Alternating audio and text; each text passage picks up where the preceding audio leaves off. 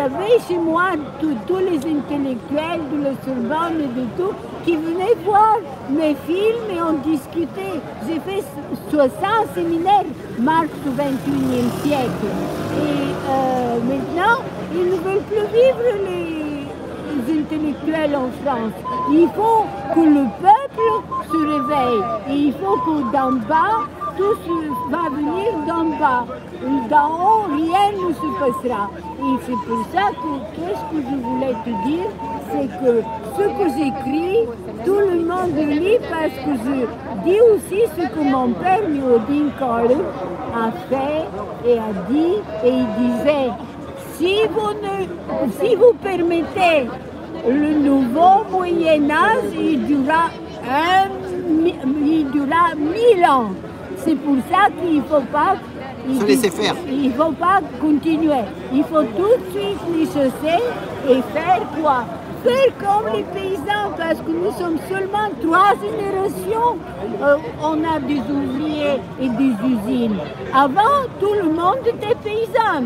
Tandis que maintenant, tous les 2 jours, un paysan se suicide.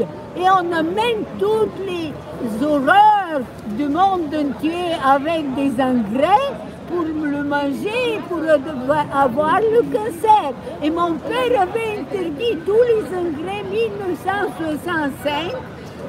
On ne pouvait pas mettre des engrais dans les pommes de terre, dans les coopératives bulgares communistes qui étaient les meilleurs au monde.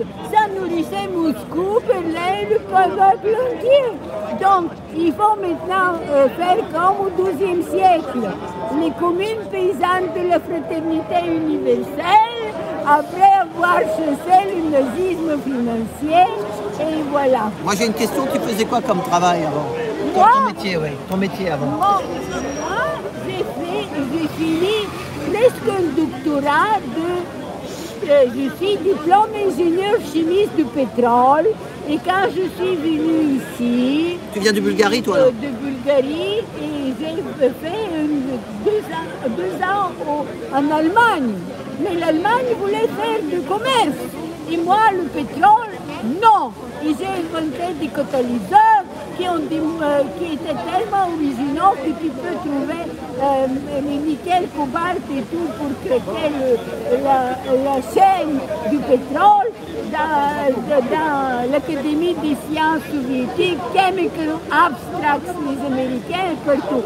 Et quand je suis venue ici, j'ai travaillé 2 ans, j'ai fait des millions aux grands industriels et ils m'ont acheté un petit studio parce qu'ils ont dit, Maria, tu nous as fait des millions, tu nous as fait des usines au Japon, mais tu ne sais pas ce que c'est l'argent. Et alors, on t'achète un petit studio de 29 mètres carrés, mais tu ne le donnes à personne parce que tu finiras sous le pont. Et là, maintenant, le danger est terrible parce que je peux finir sous les ponts.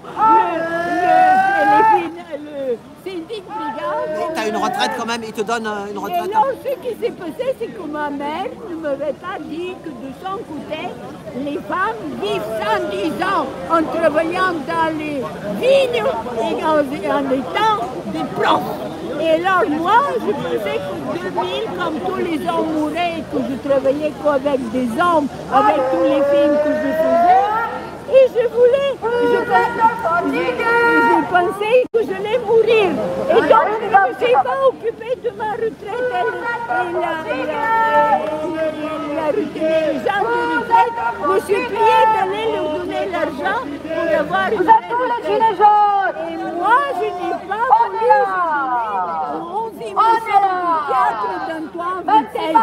Le film. Ah ouais, Antoine Vitesse, il est connu. C'est un cerveau. C'est un cerveau là-bas. Et je te termine, et dans cette situation, j'ai une misérable retraite. Tu touches combien? 800 même pas? Non, 450. Ah non. Mais chaque valeur je voulais. Allez les gilets jaunes, on y va. C'est parti. Mais j'avais des gens qui venaient voir mes films chez moi intellectuelle, et tout le monde s'occupait de moi. Tu filmais avec quoi? Moi, j'avais les meilleurs chefs opérateurs en France. Et donc, quand j'ai fait le premier film, allez,